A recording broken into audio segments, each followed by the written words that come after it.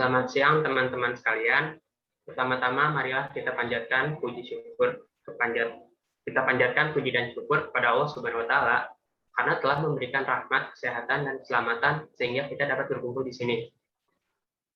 Perkenalkan, kami dari kelompok 8A yang terdiri dari Arif Rahmandillah, Citra Amalia Doljana, Fitri Khairunisa, dan saya sendiri Fatwa Pujangga Islami. Baiklah teman-teman, langsung saja kita mulai ke presentasinya. Selanjutnya adalah penyampaian dan penyajian materi. Saya persilahkan untuk Fitri membacakan materi yang pertama.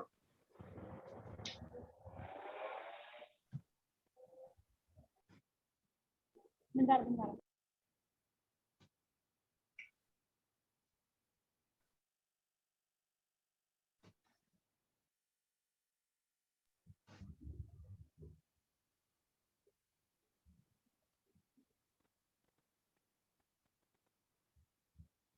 Listrik sebagai bentuk daya motif. Sebagian besar kereta api telah berubah menjadi beberapa bentuk tenaga penggerak listrik dalam beberapa tahun terakhir. Dan ini adalah tren saat ini. Elektrifikasi paling sering diterapkan pada kereta api di mana kepadatan pergerakan lalu lintas cukup untuk membenarkan biaya tetap yang tinggi.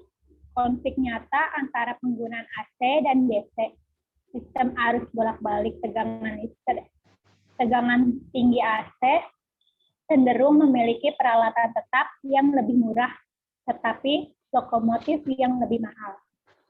Sebaliknya, sistem arus searah tegangan menengah DC memiliki peralatan tetap yang lebih luas dan mahal, tetapi lokomotifnya lebih murah. Karena sistem elektrifikasi telah berkembang secara berbeda pada sistem yang berbeda.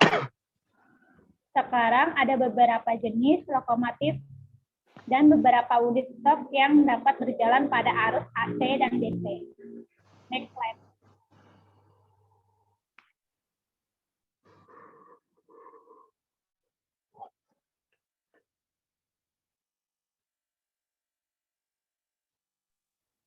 Listrik generasi. Ketika kereta api pertama dialiri listrik, pembangkit listrik juga masih dalam masa pertumbuhan. Banyak perusahaan kereta api dan tram membangun stasiun pembangkit mereka sendiri untuk memastikan bahwa mereka mandiri. Generasi ini biasanya dilakukan dengan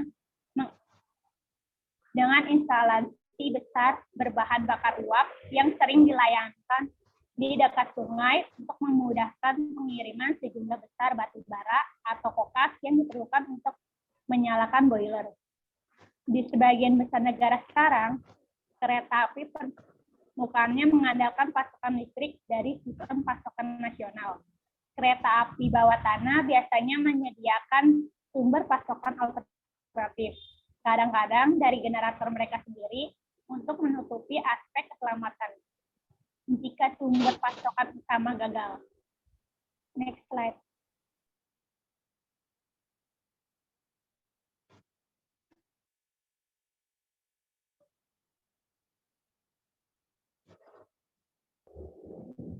Sistem elektrik kereta api. Dua cara paling umum untuk melistrik jalur kereta api utama adalah dengan sistem fase tunggal 25 kV AC dan frekuensi industri 90 Hz atau dengan sistem 750 volt DC.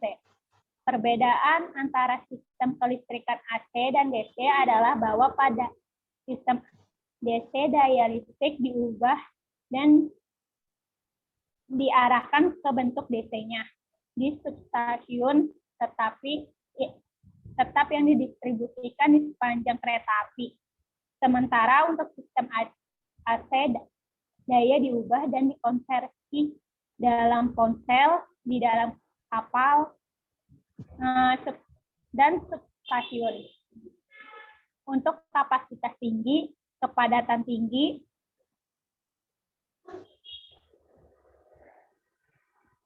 untuk kapasitas tinggi, kepadatan tinggi, kereta api berkecepatan rendah dengan banyaknya kereta berjarak beberapa menit. Sistem DC mungkin terbukti paling ekonomis, namun juga kereta api jenis intercity berkecepatan tinggi, berdaya tinggi yang berjalan lebih jarang. Sistem AC biasanya dianggap lebih hemat biaya. Next slide. Saya kembalikan ke moderator.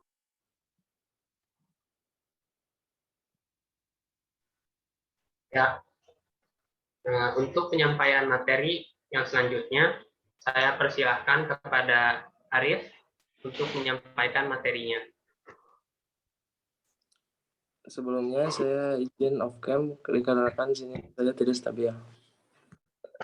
Koneksi pasukan sistem AC. Tenaga listrik disediakan untuk kereta api AC pada interval antara 40 dan 60 km.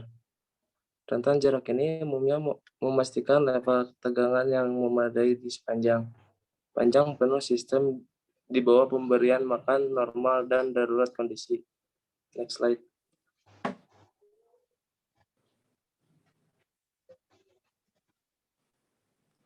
Dalam kondisi normal, setiap stasiun penumpang diumpankan ke jalur titik tengah, membagi kabin di setiap arah seperti ditunjukkan pada gambar 9.1 ini.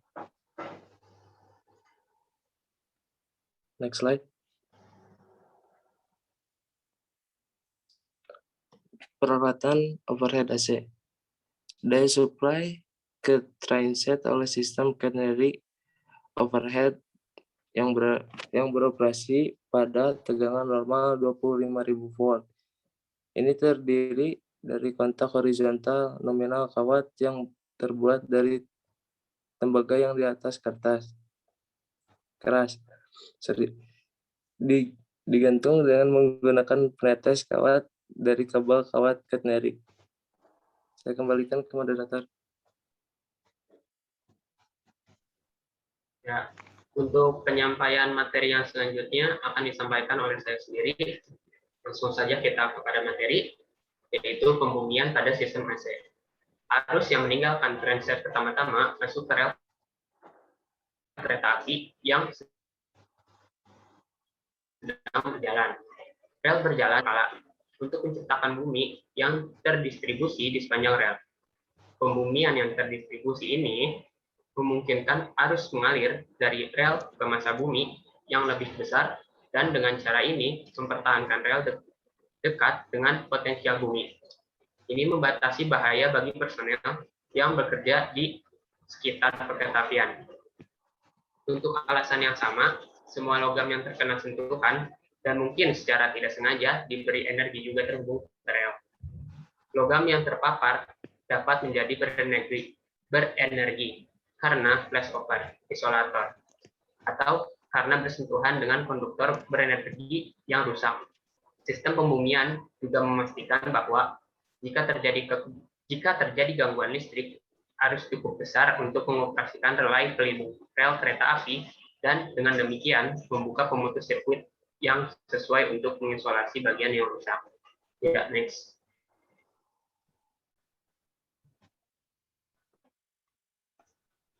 Lalu ada gangguan listrik. Kereta api AC fase tunggal menimbulkan medan magnet karena aliran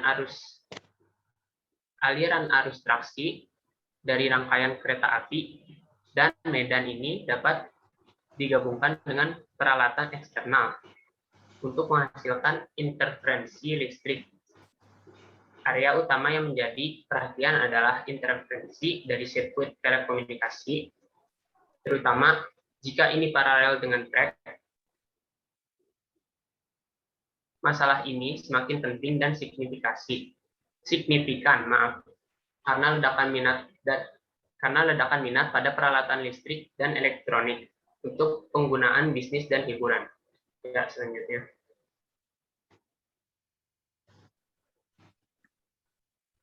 Perkereta-apian mengontrol besarnya sebagian besar medan eksternal.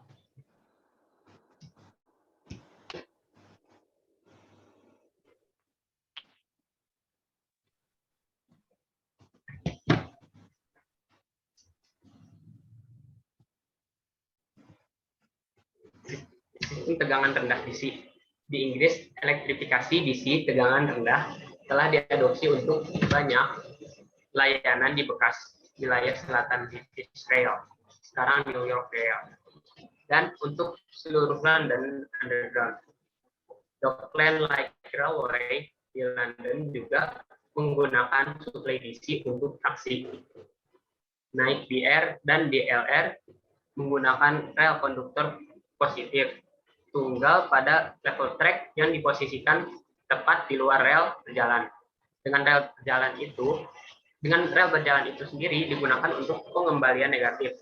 Namun London Underground menggunakan rel konduktor positif yang ditempatkan di satu sisi rel berjalan dengan rel konduktor negatif terpisah yang mengalir di tengah rel.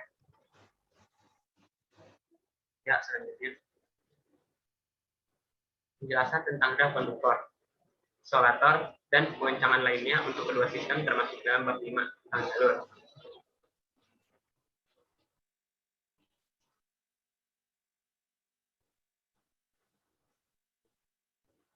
Lalu ada distribusi daya AC. Listrik membutuhkan sistem distribusi untuk mendistribusikan daya dari pembangunan listrik gardu induk yang terletak di sepanjang DC. Terjadi pada sistem distribusi yang mentransmisikan suplai tegangan tinggi ke masing-masing gardu induk melalui kabel utama yang menyambung antara dua titik suplai. Pemutus arus disediakan di setiap gardu induk untuk setiap kabel masuk dan keluar dan untuk setiap penyearah. Oleh karena itu, desain sistem distribusi AC harus sedemikian rupa sehingga kebutuhan daya total gardu induk dapat ditransmisikan dari salah satu dari dua titik suplai yang berdekatan. Pilihan tegangan distribusi tergantung pada kebutuhan daya total ini dan jarak antara titik suplai yang sesuai. Dalam kondisi normal, pemutus sirkuit tunggal terletak kira-kira di tengah-tengah antara titik suplai yang dipertahankan pada posisi terbuka dan gardu induk disuplai hanya dari titik suplai terdekat. Dalam kondisi kegagalan, semua gardu induk dapat memperoleh daya dari salah satu dari dua titik suplai. Selanjutnya,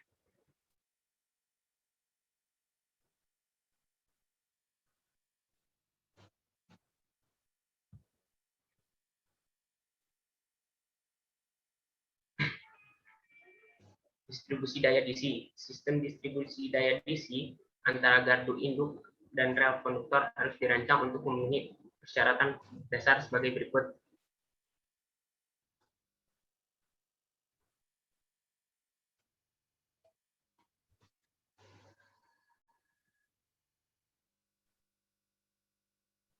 Untuk memungkinkan arus percepatan, puncak diambil oleh kereta api di lokasi manapun. Untuk memberikan tegangan rata-rata pada setiap kereta api yang cukup untuk waktu kereta api tabel yang ingin dicapai. Untuk memungkinkan pemadaman pemeliharaan peralatan tanpa mempengaruhi kemampuan kereta api yang mempertahankan tabel waktu.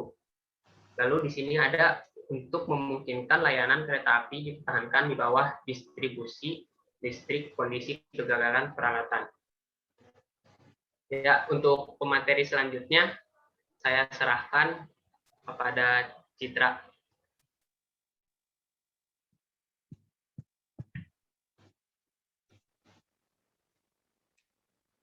Ya, selanjutnya ada efek elektrifikasi. Banyak jalur kereta api di seluruh dunia telah diubah dan dari bentuk lain kekuatan motif untuk elektrifikasi dalam beberapa dekade terakhir.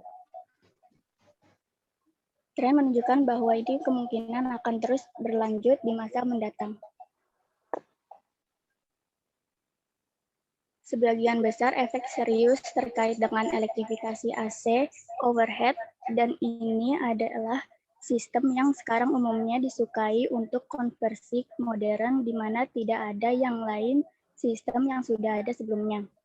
Setiap otoritas perkeretaapian yang mempertimbangkan perubahan besar seperti itu perlu menangani mata pelajaran berikut.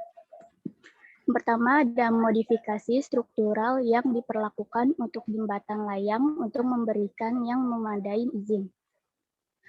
Lalu ada peningkatan persyaratan ketinggian untuk jembatan penyeberangan dan tembok pembatas lainnya untuk provide perlindungan yang aman. Lalu ada peningkatan standar untuk pagar pembatas untuk lebih membatasi pelanggaran, terutama khususnya jika rel konduktor berada di permukaan tanah. Peningkatan perlindungan terhadap potensi bahaya dari derek dan lainnya pabrik pergerakan yang bekerja di sepanjang rel dan listrik di atas kepala peralatan. Lalu ada peningkatan perlindungan bagi staf yang bekerja di atas sekitar perkeretaapian. Lalu yang terakhir ada efek pada peralatan dan sistem kelistrikan lainnya seperti sirkuit lintasan sinyal, telepon, komputer, CCTV, dan lain-lain.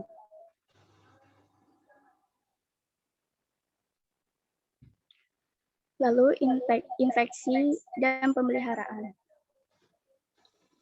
Setiap otoritas perkeretaapian perlu membentuk organisasi terpisah untuk memeriksa dan memelihara semua peralatan listrik, baik di dalam gedung maupun di luar, samping, dan di rel kereta.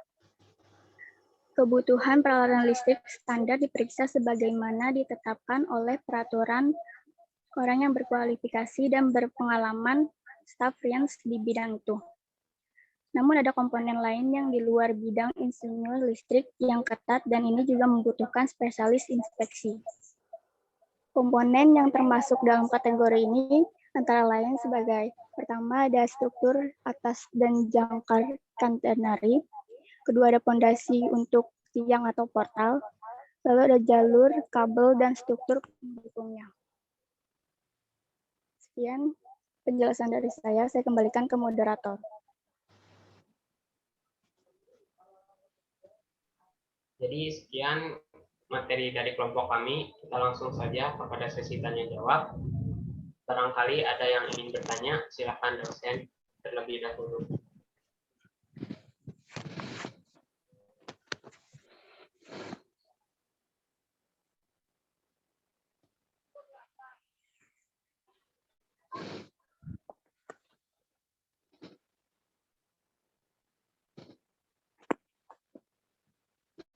Ya, silakan.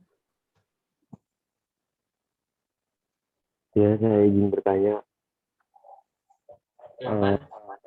apa yang terjadi saat pembunuhan yang terdistribusi? Saya izin menjawab pertanyaan Nicholas. Yang terjadi saat pembumian yang terdistribusi, alir mengalir dari rel ke massa bumi yang lebih besar.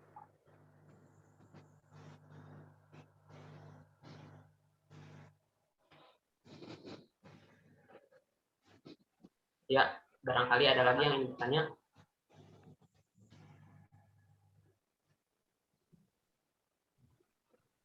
Ya, silakan, Anissa. Mau tanya, apa kerugian dari pemakaian traksi listrik?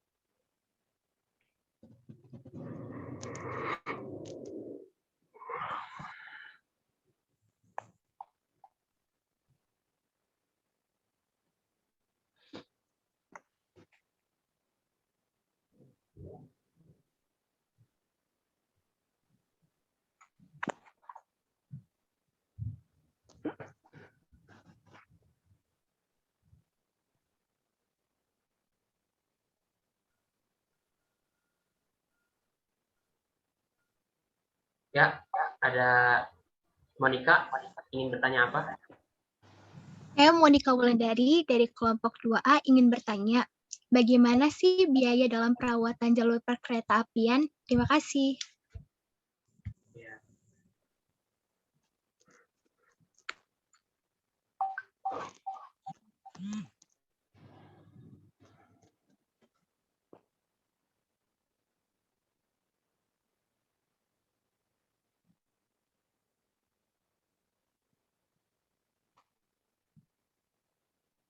Ada yang ingin bertanya?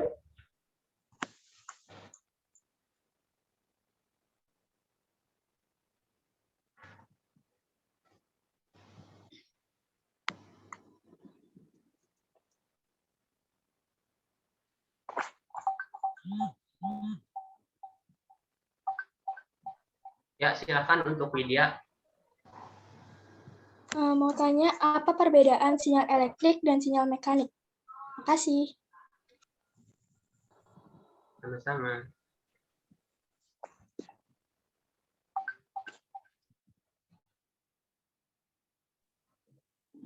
Saya izin menjawab pertanyaan dari Monika. Bagaimana biaya dalam perawatan jalur perkeretaapian? Biaya perawatan jalur kereta api dapat meningkatkan seiring elektrifikasi. Tetapi banyak sistem yang mengklaim biaya yang lebih murah karena berkurangnya minat dari sarana yang lebih ringan. Ada beberapa biaya perawatan tambahan, contohnya itu dengan peralatan listrik di sekitar lintasan, seperti gardu dan kabel LAA itu sendiri. Tetapi jika ada lalu lintas yang cukup tinggi, biaya pemeliharaan sarana dan prasarana dapat dikurangi secara signifikan. Gimana, Monika?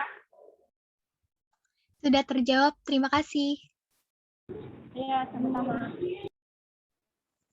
Selanjutnya, saya akan menjawab pertanyaan dari Anissa. Apa kerugian dari pemakaian traksi listrik? Kerugian dari traksi listrik adalah biaya modal yang tinggi yang mungkin tidak ekonomis pada rute yang jarang dilintasi. Relatif tidak ada fleksibilitas, karena kereta listrik membutuhkan jalur listrik atau kabel LAA dan rawan terhadap gangguan daya. Sekian jawaban dari saya. Apakah terjawab, Anissa?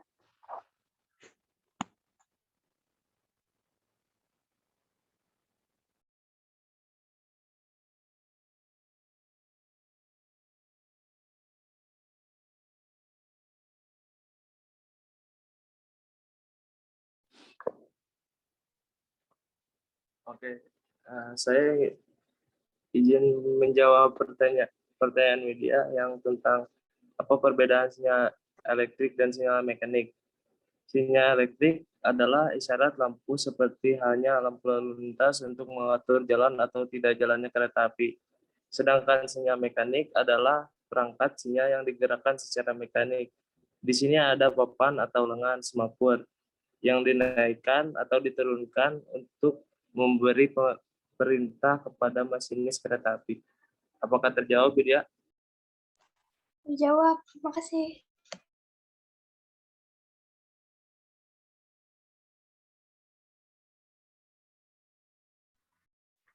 Ya, mungkin itu saja dari presentasi kelompok kami 8A. Mohon maaf bila ada salah kata dan kekurangan. Wassalamualaikum warahmatullahi wabarakatuh. Waalaikumsalam. Waalaikumsalam warahmatullahi wabarakatuh. Waalaikumsalam warahmatullahi wabarakatuh. Waalaikumsalam warahmatullahi wabarakatuh.